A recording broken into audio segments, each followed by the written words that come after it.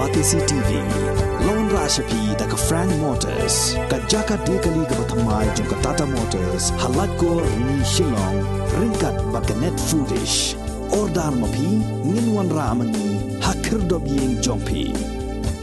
Ka kinhon menteri jong ka Sorkar jilna ha ka sngi palai jong ka lai phuwai terik unai leber arazar arpu ar kala menjor ban pentrai kamno ya ki artli ki fellowship program na ka benta ban ajing kershan pisa ya ki Pule ha National Law School of India Bangalore bat kawai pat kadai ka PA Sangma Fellowship for Legal and Policy Research Training Collaboration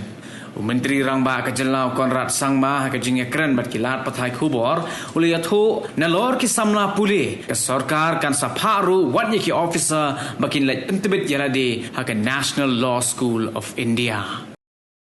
We've also started a fellowship program with National Law School of India. The purpose of this fellowship program is to have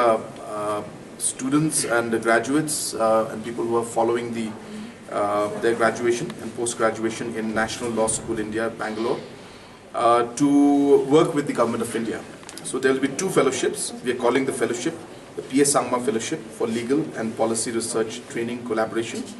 And the National Law School will select these fellowships, and a small stipend will be given to these individuals to work with the government departments to ensure that the proper research and everything is done in this policy making. At the same time, our officials will also be sent to National Law School of India, Bangalore, to also get training in these aspects.